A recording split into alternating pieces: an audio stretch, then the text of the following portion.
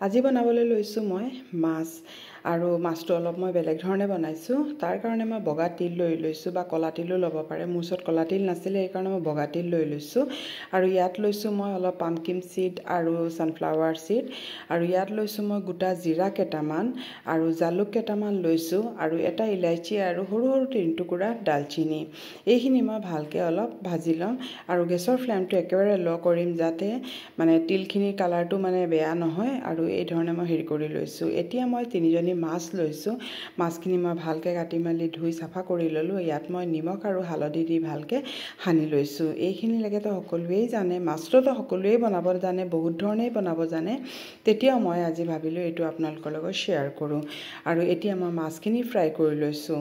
আৰু কেতিয়াবা আজি বিলাহীও নাছিলে বা হেৰি নাছিলে, তেতিয়া মই গ্ৰেভিটো কেনেকৈ ডাঠকৈ বনাম, সেইকাৰণে মই ভাবিলোঁ আজি এই ধৰণে মাছটো বনাওঁ।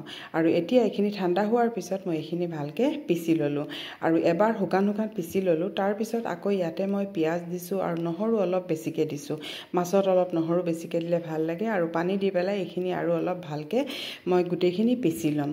আৰু এয়া চাওক, একেবাৰে পূৰা ভালকৈ ফাইন পিচি ল'লোঁ আৰু মাছকেইজনীও আমাৰ হৈ গ'লগৈ। এইখিনিও মই পূৰা ভালকৈ নমাই দিমগৈ। আৰু এতিয়া ইয়াত মই কাটি থোৱা আলু অলপ ডাঙৰ ডাঙৰকৈ কাটি থৈছোঁ, আলুখিনিও মই ইয়াত দি দিছোঁ আৰু অলপ নিমখ দিছোঁ, তেতিয়া আলুখিনি ভাজোঁতে সিজি যাবগৈ। আৰু এতিয়া চাওক ইমান ধুনীয়া এটা কালাৰ হৈছে। আৰু এই সময়তে মই আলুখিনি নমাই পেলাই থৈ দিম। আলুখিনি পূৰা কালাৰ হৈ যোৱালৈকে মানে ভাল লাগে আৰু চব্জিটো খাই। ইয়াত মই অলপ হিং ব্যৱহাৰ কৰিছোঁ আৰু তেল মই আৰু দিয়া নাই, ইমানখিনি তেলতে মই চব বনাইছোঁ।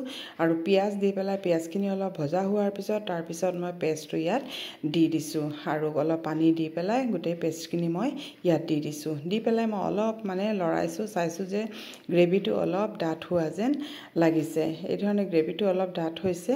তাৰপিছত মই ইয়াত দিছোঁ অলপ নিমখ আৰু অলপ হালধি আৰু অলপ জলকীয়াৰ পেষ্ট দিছোঁ। আৰু ইয়াত জালুক আছেই আৰু সেইকাৰণে আজি মই কেঁচা জলকীয়া ইয়াত ব্যৱহাৰ কৰা নাই, বেছি জ্বলা হৈ যাব। এইখিনি মই লৰাই অলপ ইয়াত পানী দি দিছোঁ আৰু এতিয়া মই ঢাকি পেলাই থৈ দিছোঁ।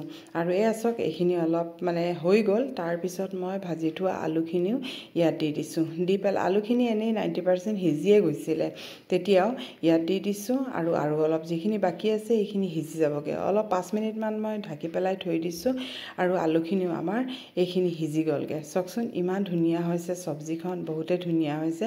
আৰু কলা তিলেৰে বনালেও টেষ্ট একেই হ'ব, কিন্তু খালি দেখিবলৈ অলপ কলা কলা হ'ব। আৰু এতিয়া অলপ মই পানী দি দিছোঁ, মানে যিমান পানীৰ দৰকাৰ ইমানখিনি পানী দিছোঁ। আৰু এখন তেজপাত দিছোঁ, ধনিয়া পাত নাই সেইকাৰণে তেজপাত দিছোঁ। আৰু দি পেলাই উতলি অহাৰ পিছত তাৰপিছত মই মাছখিনি দি দিছোঁ। মাছখিনি দিয়াৰ পিছত মই 2 মিনিটমান অলপ হাই ফ্লেমত উতলাই তাৰপিছত মই গেছটো বন্ধ কৰি দিম। ইমান দেৰি উতলাব নালাগে, নহ'লে মাছটো এতিয়া আমাৰ চাওক এই মাছখিনি ৰেডি হৈ গ'ল। আৰু মই থালিখন আজি ৰেডি কৰিছোঁ, দুপৰীয়াৰ থালিখন।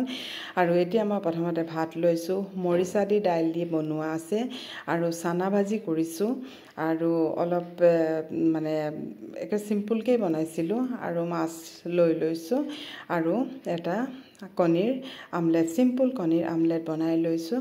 কেনেকুৱা লাগিছে থালিখন? যদি ভাল লাগিছে তেতিয়াহ'লে এটা লাইক কৰি দিব আৰু এটা শ্বেয়াৰ কৰি দিব।